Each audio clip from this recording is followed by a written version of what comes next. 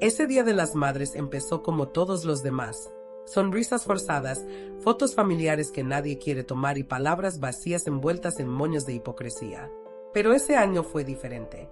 Ese año, mi hijo Iván, mi orgullo, mi muchacho brillante que yo crié sola desde que quedó huérfano de padre a los 9 años, llegó con algo especial.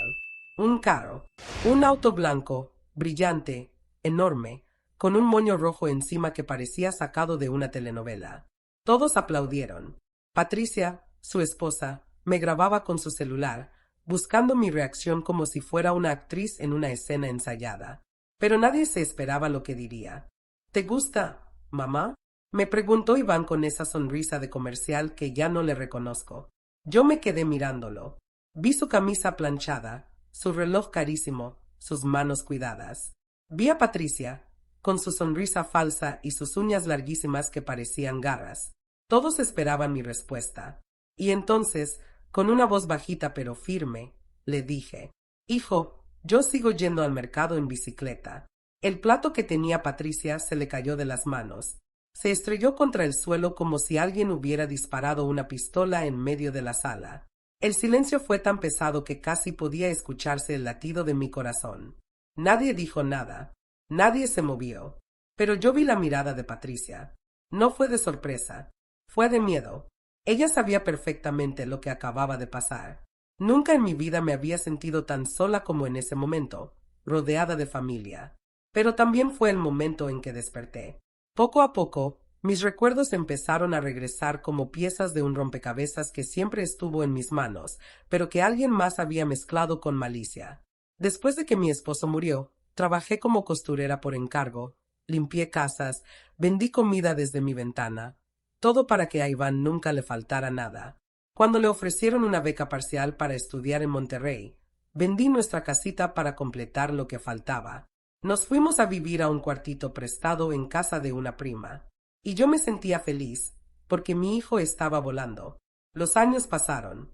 Iván se convirtió en un empresario exitoso, un hombre de traje, de agenda llena, de viajes constantes. Y yo seguía esperando. Patricia, su novia de entonces y después su esposa, fue tomando espacio en su vida. Y yo lo entendía. Es lo normal, ¿no? Uno cría a los hijos para que hagan su vida. Pero hubo algo que cambió. Algo que no supe ver a tiempo.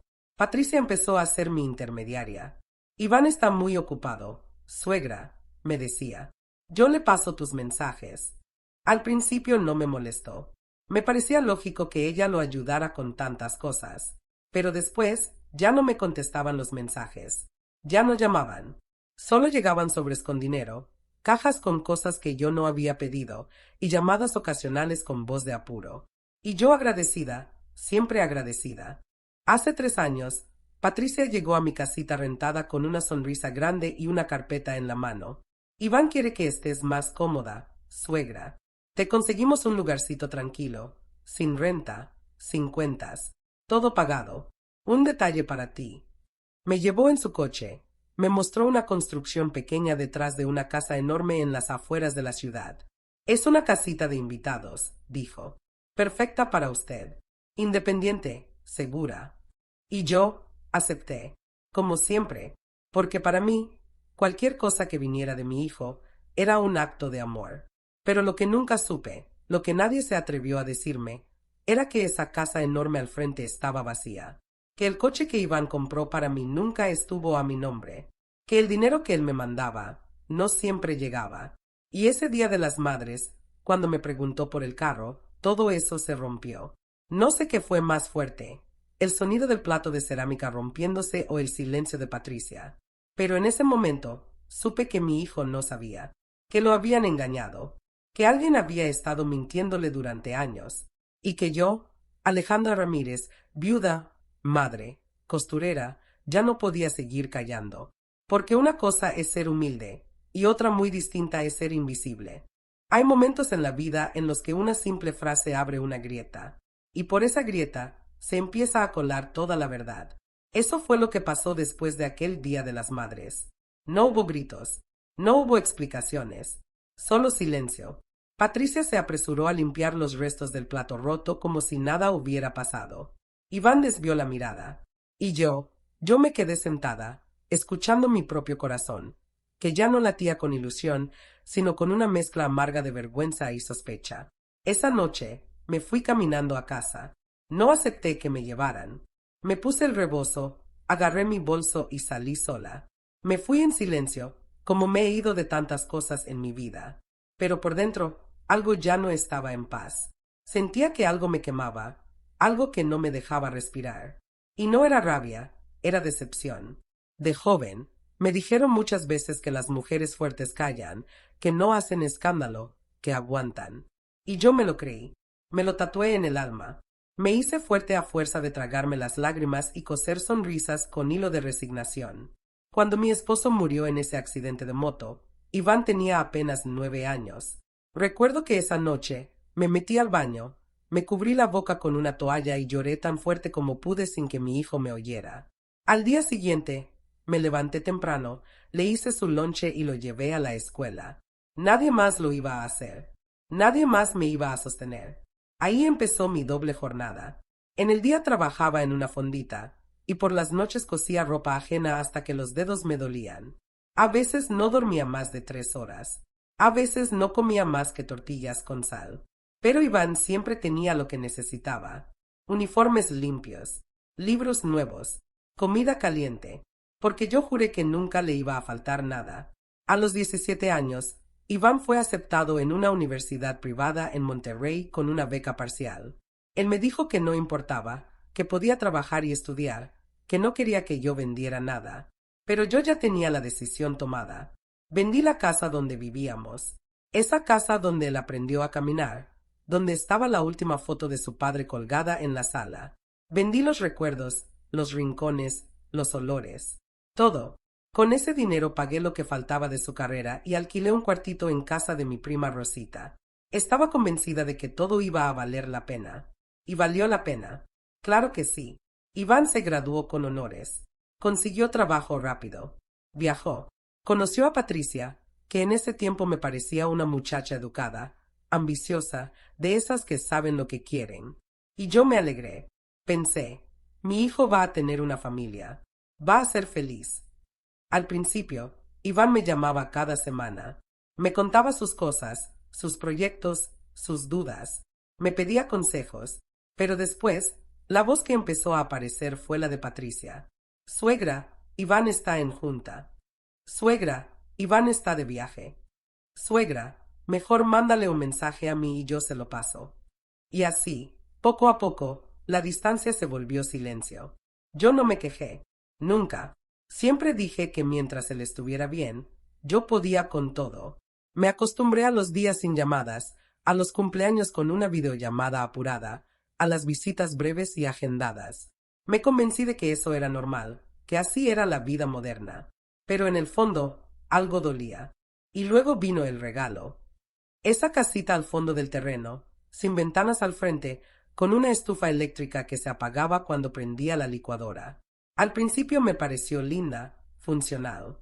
Con lo básico, para una persona sola, me dijo Patricia. Y sí, básica era, tan básica como el trato que recibía.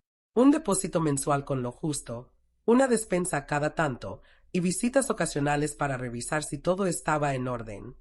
Yo sonreía, daba las gracias, y me convencía de que eso era amor. Hasta que esa frase, yo sigo yendo al mercado en bicicleta, salió de mis labios como si siempre hubiera estado esperando salir. Y con ella se rompió el hechizo. Esa noche, ya en mi cuarto, miré alrededor, una cama de metal, una mesa plegable, una repisa con mis pocas cosas. Me senté frente al pequeño espejo que colgaba sobre la pila, y vi a una mujer que ya no conocía. Tenía el cabello canoso, las manos resecas, los ojos tristes. Pero detrás de todo eso, había algo que se estaba despertando, algo que llevaba años dormido, la dignidad. No fue la pobreza lo que me rompió, ni el cansancio, ni siquiera la soledad. Fue darme cuenta de que alguien había convertido mi silencio en su estrategia, que mientras yo callaba por respeto, por amor o por costumbre, alguien más se aprovechaba de ese silencio para borrarme. Esa noche no dormí. Pensé en cada llamada que no contestaron, en cada mensaje que iban a pasar, en los cumpleaños donde Iván me felicitaba por mensaje de voz, en cómo su tono sonaba lejano, como si no me mirara realmente. Pero lo peor no era eso, lo peor era darme cuenta de que yo había permitido todo. Me convencí de que merecía poco, que con tener techo y frijoles bastaba. Me volví fácil de descartar. Al día siguiente, mientras tomaba café con agua, porque la cafetera vieja ya no servía bien, decidí salir a caminar. Necesitaba despejar la mente. Me fui por las calles cercanas, con mi suéter remendado y los zapatos gastados. Vi casas nuevas, jardines cuidados, señoras paseando a sus perros, y pensé, ¿será que yo también merezco algo más? No planeaba pasar frente a la casa principal, esa donde supuestamente yo no quería vivir porque prefería mi independencia. Pero lo hice, y lo que vi me dejó helada. Patricia estaba ahí. Salía de la casa arreglada como si fuera a una gala.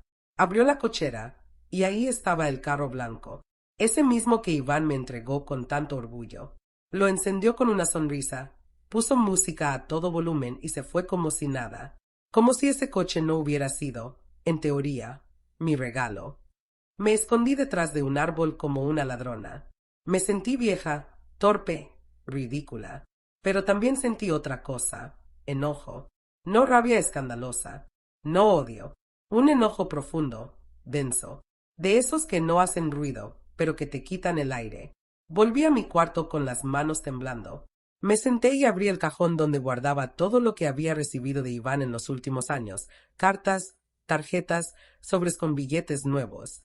Poco, muy poco. Empecé a revisar uno por uno. Y fue entonces cuando la encontré. Una tarjeta, doblada a la mitad, sin abrir. Estaba dentro de un sobre que nunca había visto. En la esquina decía, con letra de Iván, para mamá, con todo mi cariño, por si necesitas algo. Lo abrí con las manos sudadas. Dentro había una carta. Mamá, si algo no está bien, por favor házmelo saber. No confíes solo en Patricia. A veces ella cree que está ayudando, pero yo quiero que me digas tú cómo te sientes. Te quiero, siempre. La fecha era de hacía más de un año. El sobre estaba cerrado. Jamás me lo habían entregado. Empecé a sudar. Mi pecho se apretó como si me faltara el aire. ¿Cuántas otras cosas no me habían llegado? ¿Cuántos abrazos me fueron robados por una mentira? ¿Cuántos gestos de amor quedaron atrapados en la agenda de alguien más? Ese día, mientras limpiaba, me encontré con otra pista. Una pequeña caja, arrumbada detrás de la estufa. Dentro había varios papeles, algunos sobres vacíos, uno con el logotipo del banco de Iván, otro con un recibo de paquetería, todos a nombre de Patricia, pero el remitente era Iván. Regalos, tarjetas, incluso una foto de mi nieto que jamás me habían mostrado. Me senté en el suelo, sosteniendo aquella imagen de un niño que apenas conocía, un niño que yo pensaba que no me visitaba porque siempre estaba enfermo. Así me decían, que tenía alergias, que no podía salir, que era mejor no llevarlo a mi casa porque no estaba adaptada. Mentiras, mentiras que ahora me gritaban en los oídos.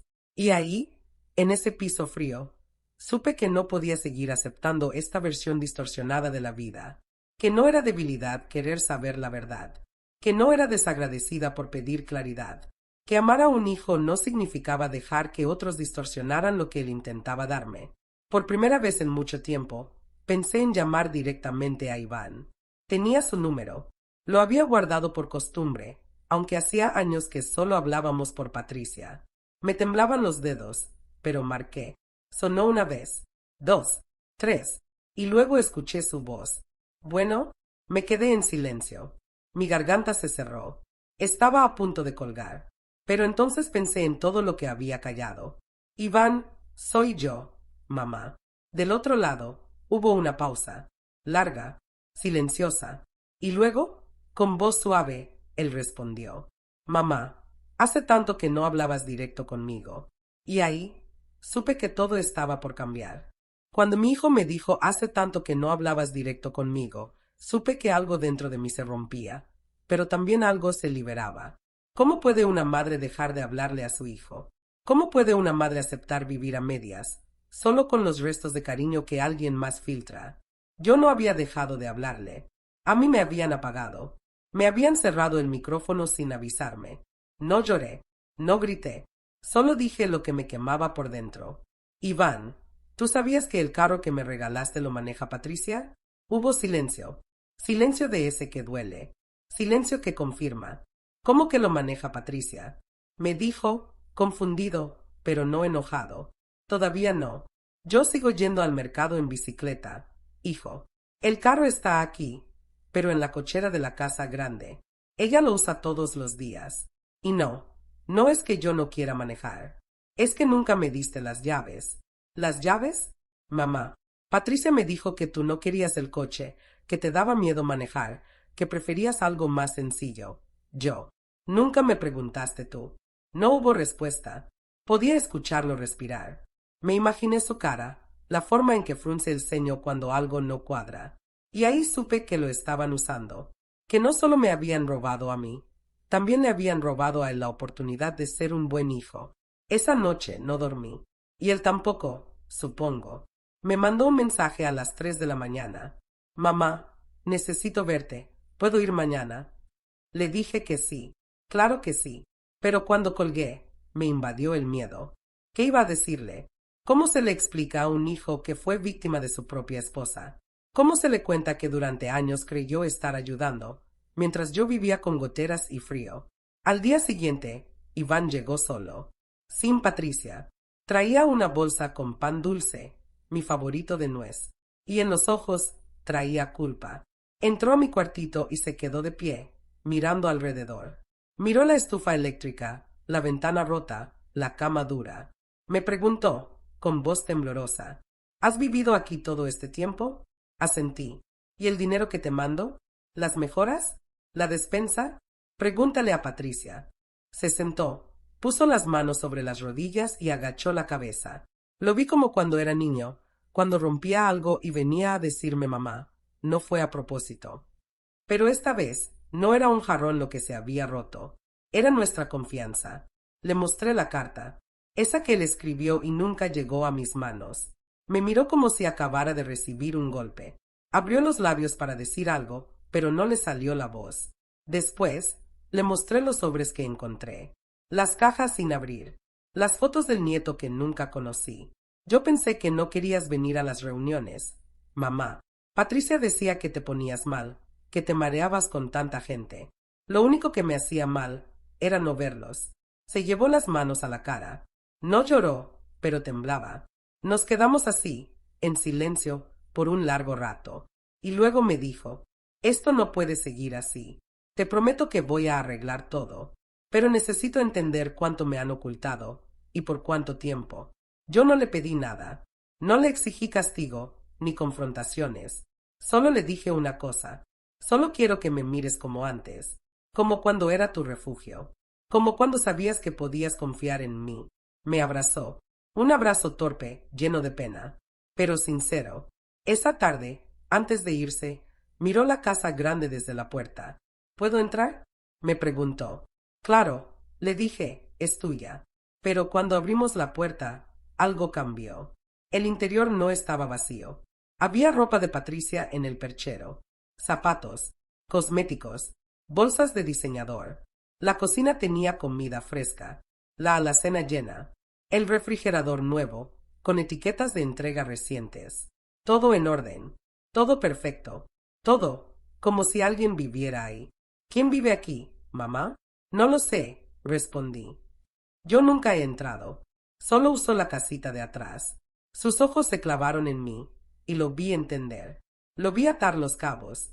Patricia no solo había tomado mis cosas, había tomado mi lugar. Hay verdades que no se gritan, se respiran.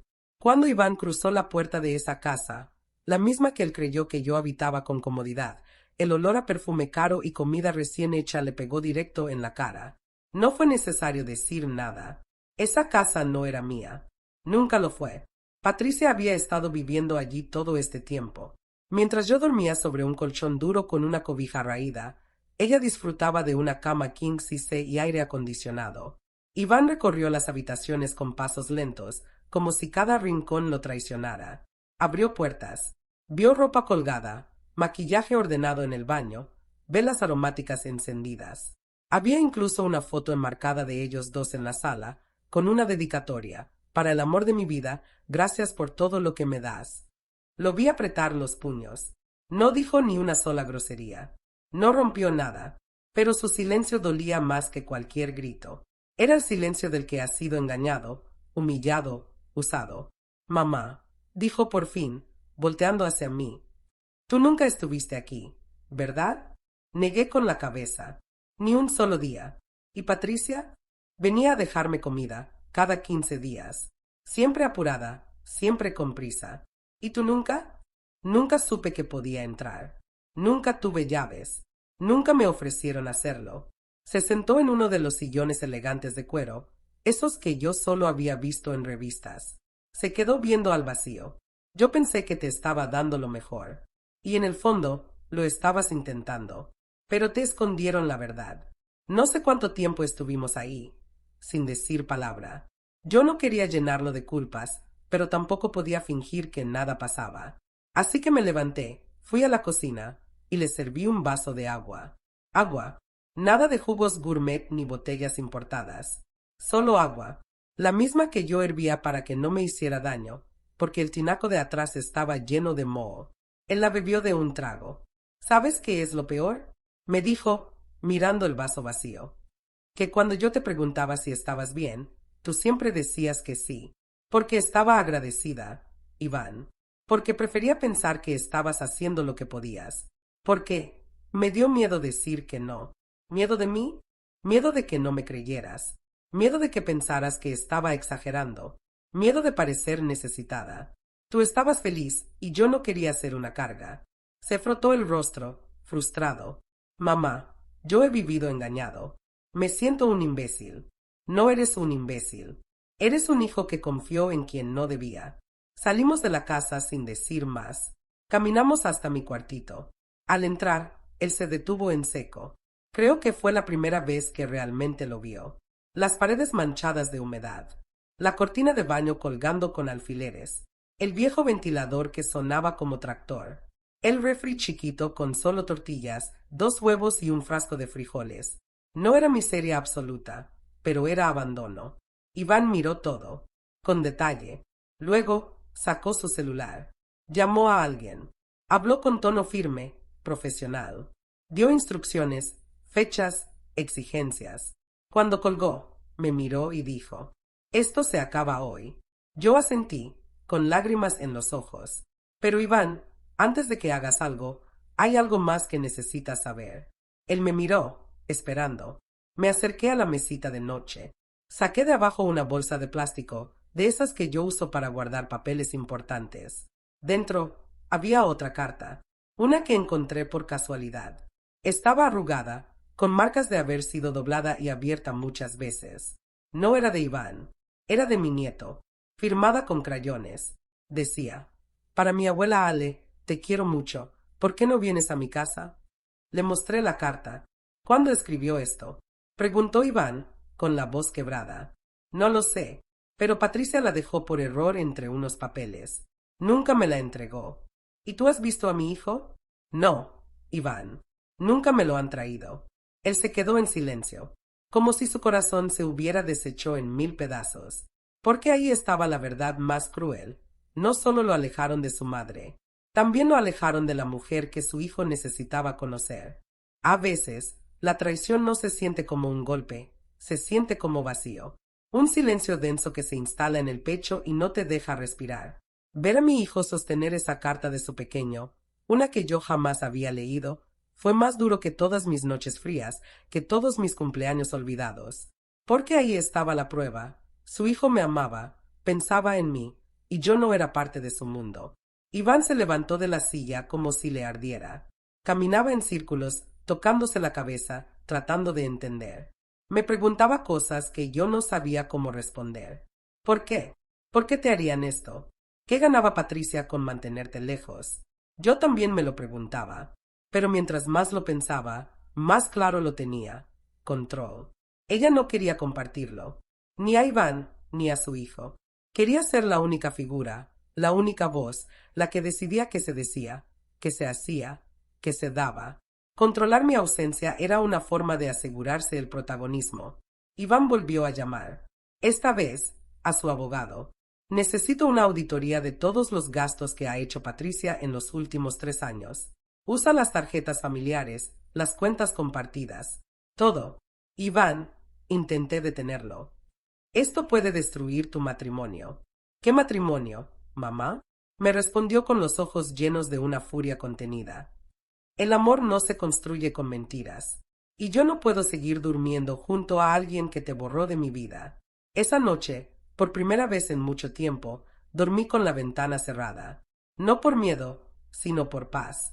Sabía que algo estaba empezando a moverse.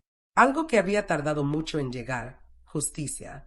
3 días después, Iván volvió. Solo. Traía una carpeta en la mano. Se sentó frente a mí y la puso sobre la mesa. Aquí está todo. Gastos, movimientos bancarios, registros de llamadas. Mamá, hay cosas que te van a doler. Lo miré y asentí. Estaba lista, porque cuando una mujer ha pasado por el abandono emocional, el frío y el desprecio, ya no le asusta la verdad. Durante estos 3 años, Patricia ha usado la casa como suya. Invitaba a sus amigas. Hacía cenas. Incluso contrató jardineros y personal de limpieza pagado con el dinero que yo destinaba para ti. No me sorprendió. Ya lo intuía. Pero hay más, dijo bajando la voz. Recibos médicos falsificados. Compras de medicamentos que nunca llegaron. Informes de citas con doctores a los que tú jamás fuiste. Ella reportaba gastos de tu salud, pero tú estabas comiendo arroz y tortillas. ¿Y ese dinero? A sus cuentas. Lo disfrazaba como reembolsos, como adelantos. Mamá, usó tu nombre para justificar miles de pesos al mes. No pude hablar. Me temblaban las manos. Y lo peor, añadió. Encontré correos donde ella daba instrucciones para que toda comunicación conmigo pasara por ella. Correos a proveedores, a mi asistente, incluso a mi secretaria personal. Decía que tú estabas perdiendo claridad, que te costaba recordar cosas, que no sabías usar bien el teléfono. Me miró, y sus ojos estaban llenos de rabia. Estaban construyendo una imagen de ti como si fueras incapaz. Sentí que se me cerraba el pecho. ¿Por qué eso si no me lo esperaba? Ya no era solo el abandono. Era una campaña. Una mentira sistemática. Me estaban desdibujando. No solo me estaban quitando cosas, me estaban quitando identidad. Iván, susurré. ¿Por qué? ¿Por qué tanto odio? Él bajó la cabeza y me dijo algo que no olvidé jamás. Porque ella siempre te envidió. Tu fuerza, tu historia, tu lugar en mi corazón. Porque tú hiciste por mí lo que ella jamás sabrá hacer, dar sin esperar nada. Y eso le molestaba. No lloré. Ya no podía. Lo que sentía era más profundo. Era una mezcla de tristeza y claridad. Finalmente, todo encajaba. ¿Y ahora? Pregunté. Ahora, mamá, tú vas a recuperar lo que es tuyo. Nunca había sentido tanta calma antes de una tormenta, porque lo sabía. Sabía que se acercaba el momento en que todo saldría a la luz, en que la máscara de Patricia caería, frente a todos. Y no porque yo buscara venganza, no. Lo que yo quería era más simple y más poderoso, que la verdad hablara sola, que la verdad, por fin, tuviera voz y fuera la mía. Iván me avisó que esa tarde vendría con Patricia. No quiso darme detalles. Solo dijo, tú solo siéntate, mamá. Esta vez yo me encargo. Al mediodía, llegó su coche. Vi por la ventana cómo Patricia bajaba con ese andar elegante que siempre usaba cuando sentía que tenía el control. Traía gafas oscuras, un bolso carísimo y un gesto de fastidio apenas disimulado, como si venir a verme fuera una pérdida de tiempo. Iván caminaba unos pasos detrás. No la miraba, no le hablaba. Cuando entraron, ella me saludó con ese tono fingido que tanto conocía. Hola, suegra. ¿Cómo sigue? Como siempre, le respondí. Invisible. Se rió nerviosa, como si pensara que era una broma. Pero no lo era. Iván no perdió tiempo.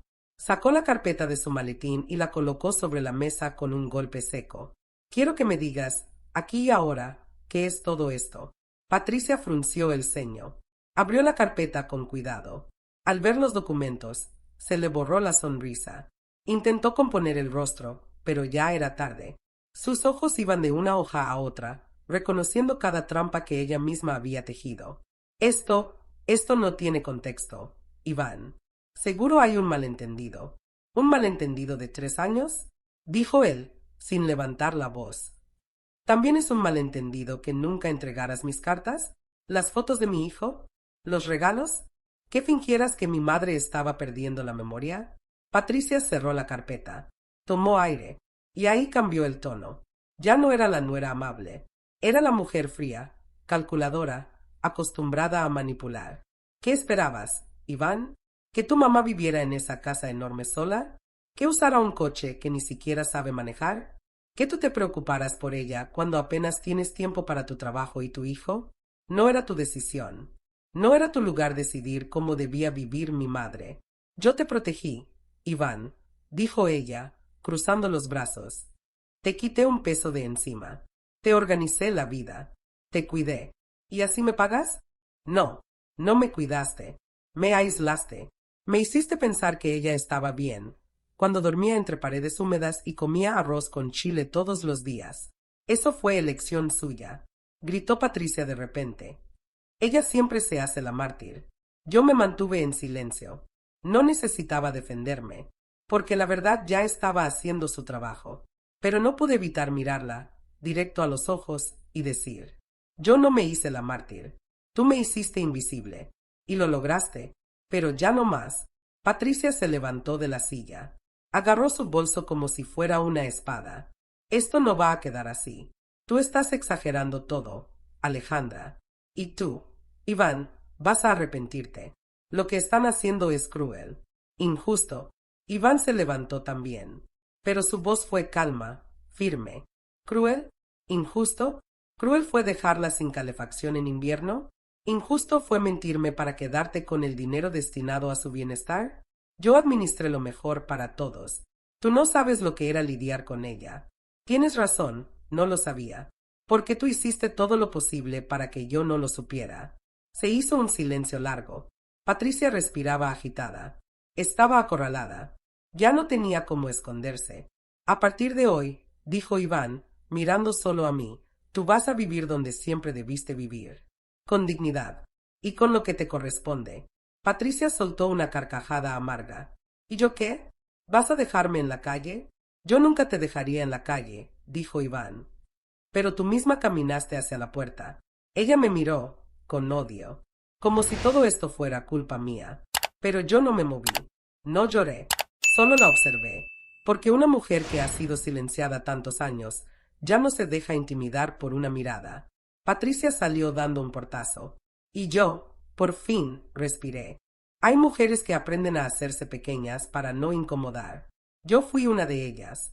Me callé tanto, por tanto tiempo, que cuando por fin me devolvieron la voz, me sentí extraña con ella, como si no me perteneciera del todo. Pero en cuanto Patricia cruzó esa puerta y se marchó dejando atrás su teatro, su cinismo y su perfume caro, algo dentro de mí se acomodó. No era venganza. Era algo mucho más profundo, justicia silenciosa. Esa misma noche, Iván se quedó conmigo. No en la casita del fondo, en la casa grande, aquella que supuestamente era mía y que nunca había pisado con libertad. Encendimos las luces, abrimos las ventanas, ventilamos el aire denso de las mentiras acumuladas. Quiero que te mudes aquí ya, mamá, me dijo. Esta casa fue siempre para ti. Y nadie más la va a volver a habitar sin tu permiso. No supe qué responder. Me senté en uno de los sillones, los mismos que antes me parecían intocables, y me permití descansar de años enteros. Al día siguiente, comenzaron los cambios. Iván trajo a una abogada de su total confianza, una mujer joven pero muy seria, que vino con papeles, documentos, escrituras. Vamos a poner todo en orden, señora Alejandra, me dijo. Esta casa estará a su nombre, el coche también. Y además, le vamos a transferir el control de los fondos mensuales que su hijo había destinado a usted, pero que otra persona manejaba sin autorización. La escuchaba y no podía creerlo. Tantos años sobreviviendo con lo justo, pensando que eso era lo mejor que merecía, cuando en realidad el dinero siempre estuvo ahí, en manos equivocadas. Pero lo más fuerte vino después. La abogada sacó una hoja y la puso sobre la mesa. Necesito que lea esto con calma. Es una declaración firmada por la exasistente de Patricia. Ella aceptó colaborar con nosotros y reveló información clave. Tomé el documento. Lo leí línea por línea. Era un testimonio. Ahí estaba escrito, con palabras claras, que Patricia había dado instrucciones precisas para controlar cada aspecto de mi vida, desde la comida que me llevaban hasta las veces que yo podía hablar con mi hijo. Incluso intervino llamadas, dijo la abogada. Tenía una aplicación instalada en su teléfono que redirigía ciertos números. Cada vez que usted marcaba a Iván, la llamada la recibía ella. Sentí un mareo, una mezcla de rabia, tristeza y humillación. Pero también una certeza, ya no podían hacerme más daño, porque ahora lo sabía todo. ¿Y qué va a pasar con Patricia? Pregunté, con la voz baja pero firme. Iván me miró, y por primera vez no lo vi como el niño que crié. Lo vi como un hombre completo, un hijo que, a pesar de haberse equivocado, estaba dispuesto a reparar lo que fuera necesario. Eso depende de ti, mamá. Pero te adelanto algo, ya iniciamos el proceso legal. No solo por el dinero, también por manipulación emocional, falsificación de documentos y apropiación indebida de bienes. La palabra legal me asustó al principio, pero luego pensé en cada invierno sin calefacción, en cada comida hecha con lo último que quedaba, en cada cumpleaños con una videollamada cortada, y dije que enfrente las consecuencias, no por rencor, sino porque lo que hizo no puede repetirse. Iván asintió, no me abrazó, no me dio palmadas en la espalda, solo se sentó a mi lado en silencio, como lo hacen los que entienden que el dolor no se resuelve con palabras, sino con presencia. Esa tarde volví a caminar por el jardín que nunca me dejaron pisar. Toqué las plantas, revisé las macetas, abrí el grifo del patio. Me sentí rara, como una intrusa en mi propia historia. Pero después de un rato, algo cambió. Era como si la casa me reconociera, como si supiera que al fin, su verdadera dueña había vuelto. Y mientras regaba las bugambilias, una vecina que no veía desde hacía años se acercó a la reja. Doña Alejandra, ¿usted vive aquí otra vez? Me tomó un segundo responder, pero cuando lo hice, mi voz salió clara, serena. No otra vez, por primera vez. Pensé que recuperar mi casa sería el final, pero resultó ser solo el principio. Porque cuando una mujer pasa años sobreviviendo entre las obras emocionales de otros, necesita más que paredes y papeles para volver a sentirse viva. Necesita reconstruir su voz, su nombre, su historia. Y eso, nadie puede hacerlo por una. Ni siquiera un hijo que ahora sí te mira a los ojos. Después de que Patricia salió de nuestras vidas, el silencio cambió. Ya no era ese silencio incómodo, de abandono. Era un silencio nuevo, lleno de paz, pero también de ecos. Ecos de todo lo que se había perdido. Los domingos que no pasé con mi nieto. Las fotos que nunca colgué. Las conversaciones que no tuvimos. El eco de mi vida postergada. Iván venía todos los días. Al principio con culpa, después con ternura. Me ayudaba con trámites, con la mudanza, con el jardín. Me preguntaba si necesitaba algo. Y yo, por primera vez en años, le decía que sí. Sí, hijo, necesito que te quedes un rato más. Sí, hijo, necesito que me acompañes al doctor. Sí, hijo, necesito que me escuches sin mirar el celular. Parecía tan simple, pero era nuevo, para los dos. Una mañana, mientras tomábamos café, Iván sacó una hoja doblada de su cartera. Era una lista, una especie de plan. Quiero saber si esto te parece bien, mamá. Quiero que tengas todo lo que mereces. No solo lo básico, también cosas que te den gusto. Leí la lista, remodelación del baño, una nueva estufa, clases de bordado, incluso un viaje a Guanajuato que siempre quise hacer y nunca me atreví a mencionar. ¿Y esto? Le pregunté, tocando el último punto de la lista. Terapia, respondió sin dudar. Para ti. Y si quieres, también para mí. No supe qué decir, porque nadie me había ofrecido eso antes. Ayuda emocional. En este país, a las mujeres como yo nos enseñaron que aguantar es una virtud, que llorar es debilidad, que hablar de lo que nos duele es ser dramática. ¿Y tú irías también? Pregunté. Claro, Creo que los dos tenemos cosas que sanar. Y tenía razón, porque a veces uno no solo hereda los ojos o los gestos, también hereda los silencios. Esa misma semana, comenzamos. Iván con un terapeuta que lo ayudara a entender por qué ignoró tantas señales. Y yo, con una psicóloga que hablaba despacio y me dejaba llorar sin interrumpirme. La primera sesión, ella me preguntó, ¿cuándo fue la última vez que se sintió escuchada? Y yo, no supe qué responder. Pasaron los días. La casa fue cambiando poco a poco. Colgué cortinas nuevas. Planté romero en el jardín. Volví a escribir en mi libreta de recetas. Incluso retomé mis clases de catecismo, las que dejé hace años por no tener tiempo. Pero lo más fuerte pasó una tarde, cuando Iván llegó con una caja entre las manos. Esto lo encontré en el trastero del garaje. Mamá. Estaba debajo de unas mantas viejas. Creo que es tuyo. La abrí con cuidado.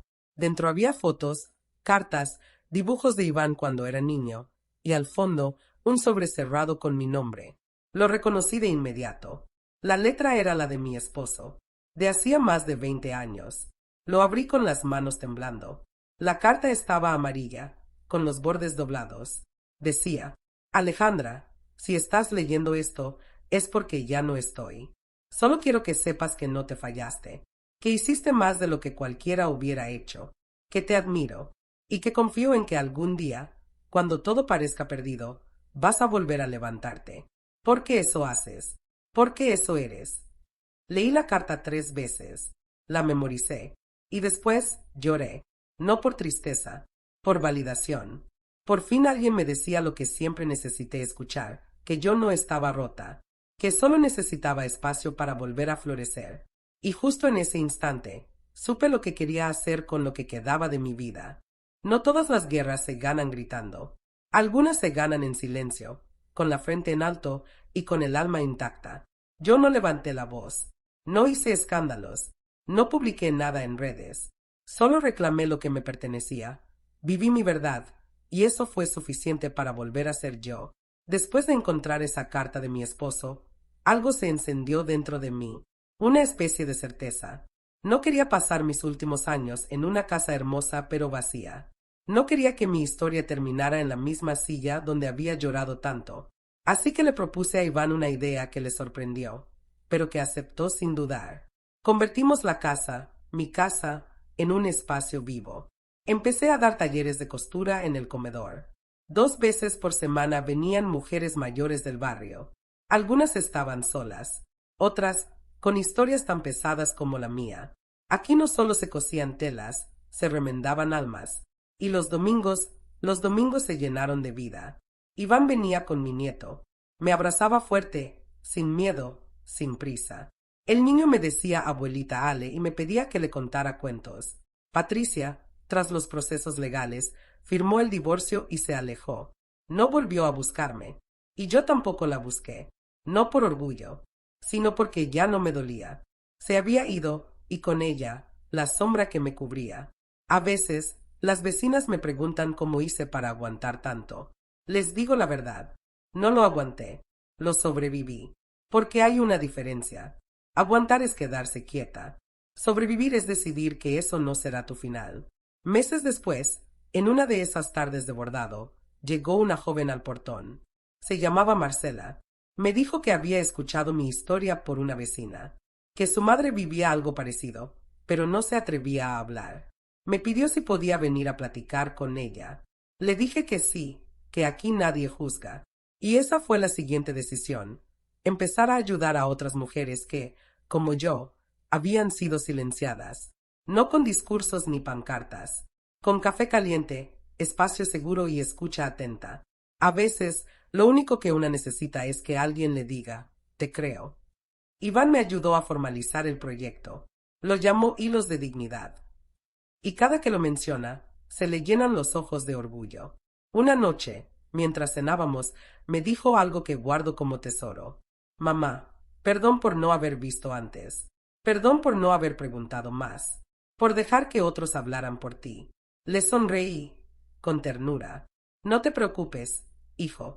A veces uno tarda en ver lo evidente, cuando confía con los ojos cerrados. ¿Y tú? ¿Me has perdonado? Me quedé callada un segundo, pensando, porque el perdón no es una palabra ligera. Pero lo miré y le respondí desde el fondo. Te perdoné el día que volviste a escucharme. Esa noche, después de que se fueron, me senté sola en el jardín. Las bugambilias estaban más floreadas que nunca. La casa olía a pan recién hecho, y mi corazón, a paz. Pensé en Patricia.